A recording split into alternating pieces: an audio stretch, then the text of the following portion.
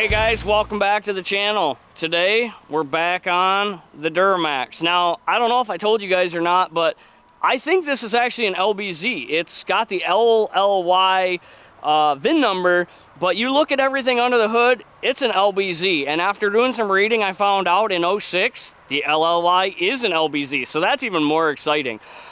It still won't start. We had some fuel issues. I put 5 gallons of fuel in it because I thought it was running out. The fuel injector return lines were leaking. The previous owner told me they were. I found out we had a broken clip and a bad hose. So I went ahead and replaced those couple that were leaking to make sure that wasn't it, but we're still losing cam signal. So what we're gonna do is we're gonna tear off the whole front of this and we're gonna get to where the cam sensor is, which is behind the fan hub. And then we're gonna find out, do we have a bad sensor? Do we have a broken wire? Or is it rust jacked where the sensor's starting to lift out of the housing? We don't know yet. We're going to dig into it and see if we can find that out. The previous owner had put on a new piece of this return line and it was just leaking. I bought a whole kit that comes with aluminum tees to replace the cheap plastic ones. This one here was broken, so I replaced this one, put a new piece of line on there. Now we have no more leaks. Still doesn't want to start, but we had to eliminate the easy things first.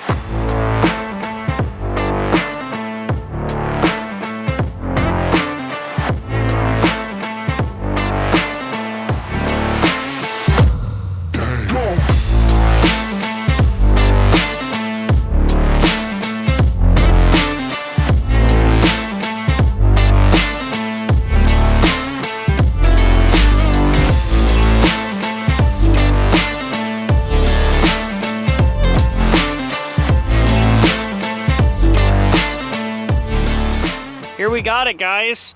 I don't know if it's a mouse or a mechanic or what, but that third wire should be attached. That is why we're not running. That's it right there, because when I had my scanner on, I was seeing cam signal and then it would go away. That third wire, that's our problem. So let's get that hooked back up and I bet you she's gonna run. There, I think that might get me enough to at least get a signal to it, see if we get her to start. Let's get these together now.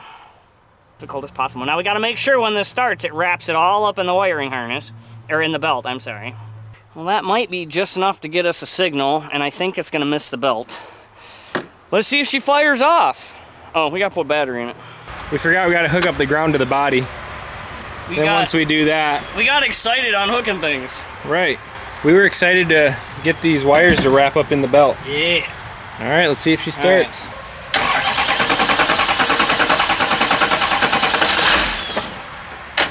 It tried. That's more than it did before.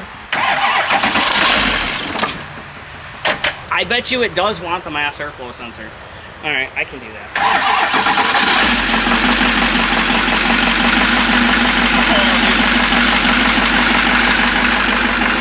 Sounds like crap, but it's running. So much quieter than my LLP7.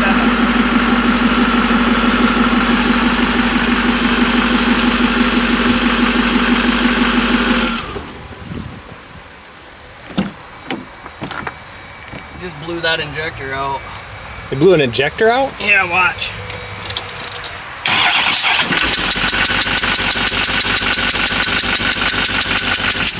They didn't get the new one sealed in right. That is very exciting. It was I was a little leery buying it without having it running, but for what I paid for it, we really couldn't argue. So even that, the fact that it runs, we had a bad wire, is so exciting.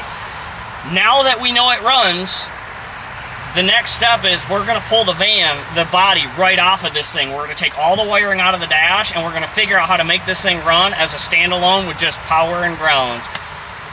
That is very exciting, very, very exciting.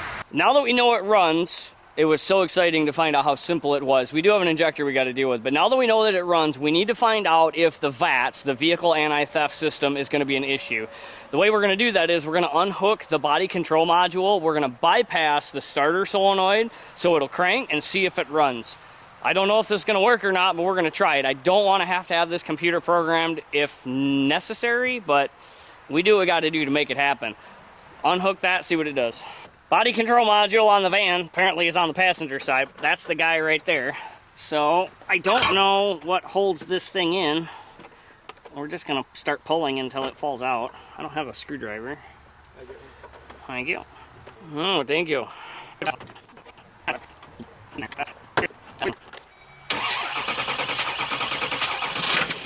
Okay, see how it started and died? So that's not what I want to see.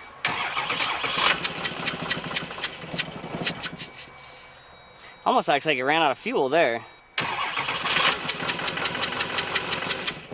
See, that's it turning it off. It's not necessarily an issue yet. I mean, worst come worst, I have to get the ECM programmed to get the VATS out. I was just hoping to get away from it. I'm actually surprised it started with the key.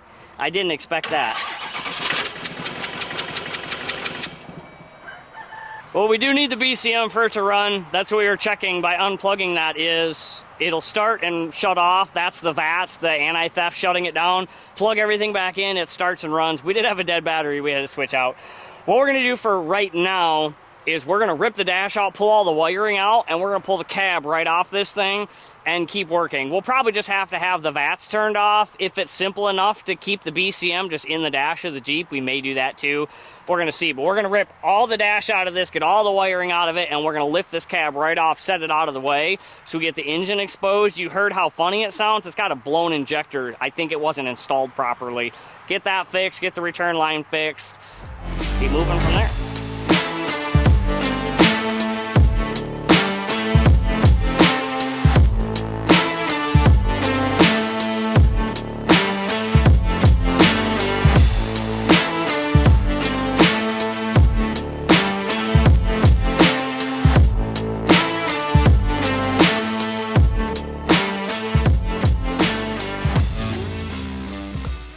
Where would Tim be without me? What's that? Oh, nothing. Just talking to our viewers. So If it wasn't for me, Tim be at home making money right now.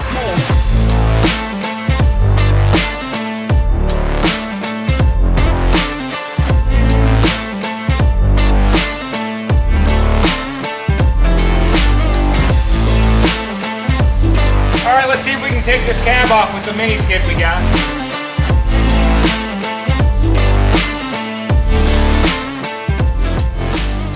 Actually went pretty well. The little skiddy did it this time. We got the cab off. So you can see our bare motor, which is indeed an LBZ, rebadged or whatever you call it as an LLI. That's fantastic. So next time we're gonna get this engine ripped off the frame, separated from the transmission, and I think it's about time to test fit this LBZ into that Jeep. The goal is we're gonna get all of the wiring, the hoses, the extra stuff stripped off. We're gonna pull the automatic transmission off. Flywheel bolts on these are ridiculously tight, so we're gonna try and get those broke loose before we unbolt this engine from the frame. And then we are going to test fit this engine into that Jeep. Super excited, I almost can't contain myself. I wanna see how much modification it's gonna take to get this engine in there. It may slide right in, we just don't know, but we're gonna bring you guys along and show you how that goes. So we're gonna work on getting all this off and then we'll get it out of the frame. We got most everything stripped off. Drive shaft is out. Pretty much all the wiring is off. Everything is unhooked except for we got a couple things underneath we need to get unhooked once the engine's off. We're gonna work on pulling the starter off so we can get the torque converter bolts off to get the transmission out. And then we gotta get those super difficult flywheel bolts done. So, almost.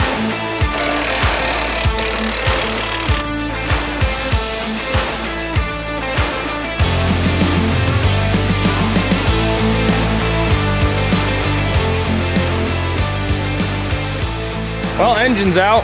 That's exciting. And transmission, I guess. Yeah. Decided to go this route instead. It was too hard to get to the starter and the frame.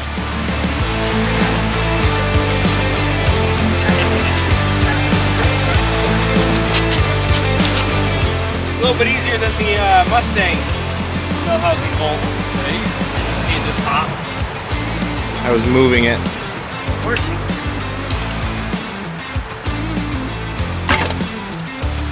Saw that.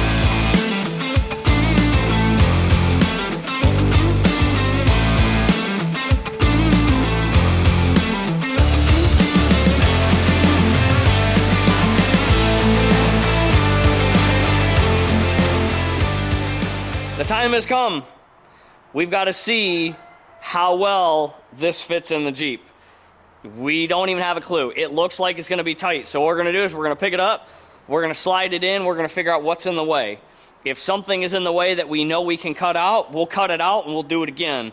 And we'll just keep going until we think we have it about where we want. And then we're gonna have to put the transmission on, whether the parts transmission or the one I bought, and again, see how is everything gonna line up. And once we get it where we think it needs to be, then the time comes of figuring out how we're going to bolt it in place. Because although it'd be sweet to just throw it in and go, Bluetooth motor mounts just don't work so well. And we're gonna hook it up and get it in.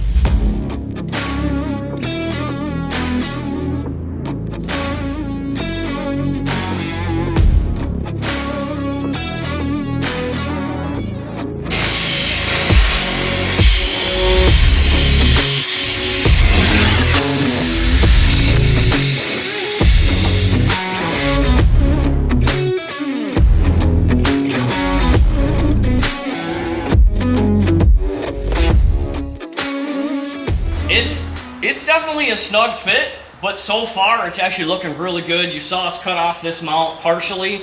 We're gonna go ahead and cut it off pretty flush with the frame. We're gonna cut that one off flush with the frame. We already knew we were gonna make new mounts. That's not a question. And then we'll stuff it back in, and we should be able to get it pretty close to where we're at. I think you probably heard us say we're gonna have to unbolt the steering shaft because it kind of jets out, just for getting the engine in and out. And then our power steering pump is pretty close to the power steering gear. So probably end up taking the power steering pump off again for just getting in and out. Considering the size of it, we're looking really good so far. Well, there it is sitting in the bay. Obviously, we still have a lot of adjustment to do. I don't think the hood would close, and it does need to come lower. We definitely, I think this cross member is going to have to go. We'll build one maybe out here or something, but there's more room than I thought.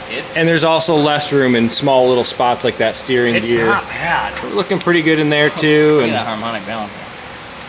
We got those motor mounts, the Jeep motor mounts cut out. It's going down in there pretty good. This cross member right here is in the way. We're not super concerned. We kind of thought that might be the case. This is all welded in, so what we're going to do is we're going to cut this cross member out, and once we get the engine where we want, we'll put another one in somewhere right here. But we're going to start by cutting this one out with Sawzall, and then see if we can get it down in a little bit further. We're really close. We still got to get down a few more inches. We got other things to work with, but this is the next big hurdle, so we're going to cut it out. We still have some finessing to do. I think we're going to have to notch the cab a little bit for the exhaust downpipe. This exhaust manifold on the passenger side is actually sitting on the frame rail at the moment. This side we have sitting on a block, but it's plus or minus about 2 inches. It's where we want it. There's plenty of room for the transmission under there. We're going to have to look for some of these parts from the pickup to see if we can get those down a little bit.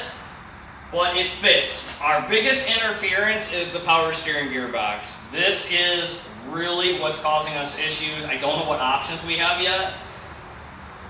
If we can get it back 2 inches, like I said, if we can notch or kind of cut a small notch in the firewall, we get the engine back 2 inches, it'll slide over a little bit. It doesn't help us with the power steering pump, but gets the engine kind of back over. We just need to come over this way like 1.5 inches. Everything clears really well. We've got room back here. We got quite a bit of room actually.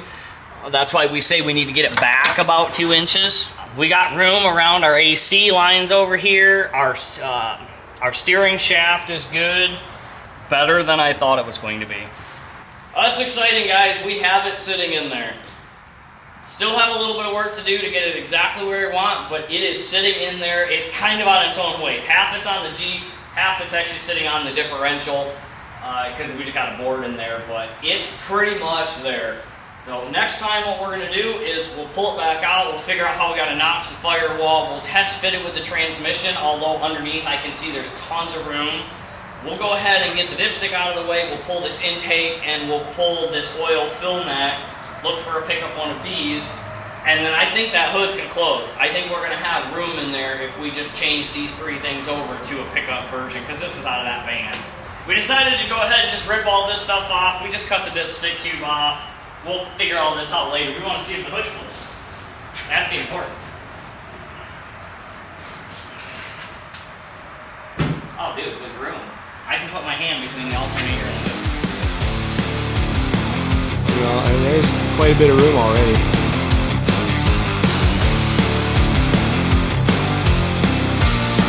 Make sure you like and subscribe and hit the bell notifications so you see when we got more updates on this. We're excited to keep this moving.